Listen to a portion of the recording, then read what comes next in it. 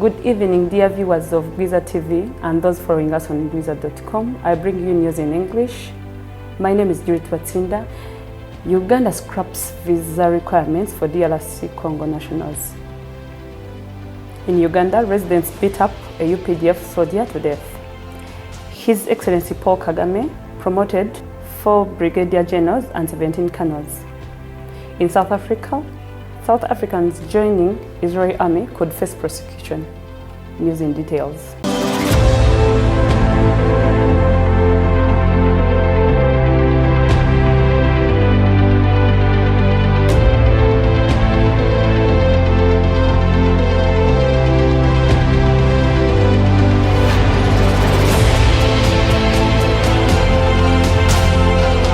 With an eye towards the regional integration and border trade, Uganda announced today that Congolese nationals would no longer need visas to enter its territory as of 1st January 2024. This concludes a process that has been marred by multiple negotiations since the Democratic Republic of Congo, DRC, joined the East African Community in July 2022. With the waiver, the DRC is now able to enjoy the benefits of the region, including free movements of people among the member states as specified in the East African Common Market Protocol, where in partner, states are required by Article 7(2)(d) to permit citizens of other partner states to enter without a visa. In the news from Uganda, I bring you where the residents beat a UPDF soldier to death. A soldier in Ugandan Armed Force UPDF, Sergeant Dominic Aruma, who was attached to 501 Brigade, lost his life in a terrible way after he was attacked by a group of people in Apad district who beat him to death according to local residents of Amuru and Ajumani. This happened when Sergeant Aruma, accompanied with 6 muddy men, were said to have attacked the Tekwe village, Rabara Parish, Pobi County in Amol district.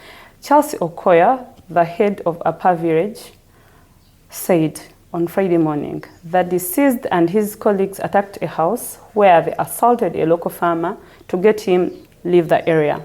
The deceased and his champions were accused of harassing a local farmer, Richard Okadagara, prompting the villagers to retaliate, injuring Aruma. Okoya expressed the need for an urgent and a tough investigation, saying, "We kept telling security forces that plainclothes soldiers were involved in the conflict, but no one believed us." The head of Upper Village, Charles Okoya, stressed the need for a tough investigation into the role of plainclothes soldiers in the conflict.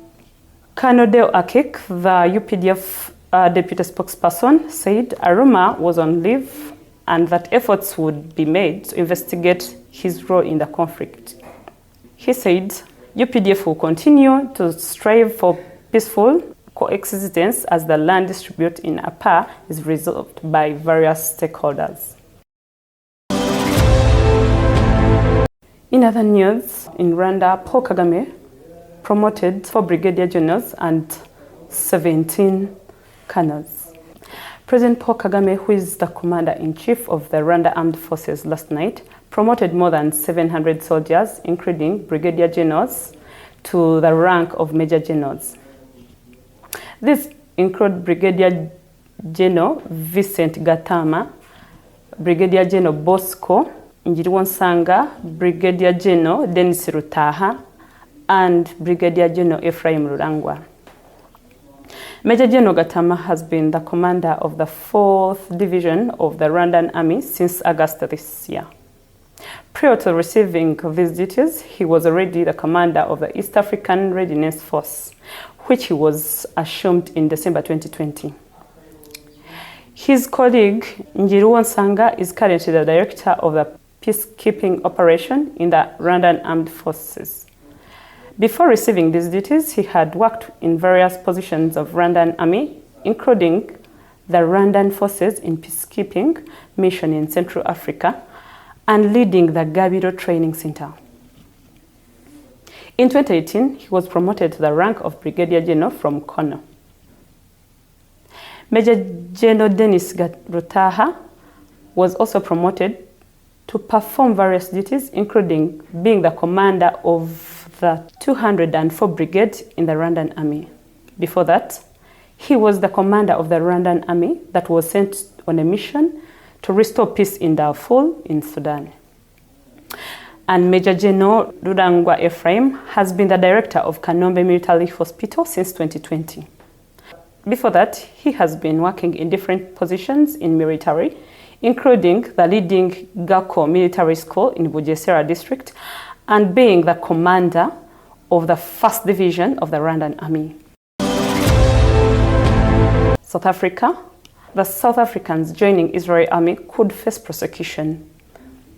South Africans joining the Israeli army amid the ongoing Gaza conflict could face the prosecution before home, said the Foreign Ministry.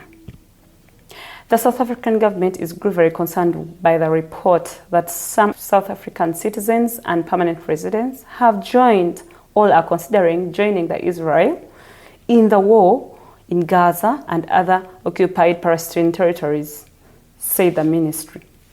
Such action can potentially contribute to the violation of the international law and commission of further international crimes, thus making them liable for prosecution in South Africa, he added. The ministry further said that any South African wanting to serve a foreign army should first apply to the National Convention Arms Control Committee, NCSCC, which makes a recommendation to the Minister of Defense and Military Veterans that such an application be granted or refused. Any person joining the Israeli army without necessary permission of the NCSCC is breaking the law and can be prosecuted. Thank you so much, Juliet Patsinda.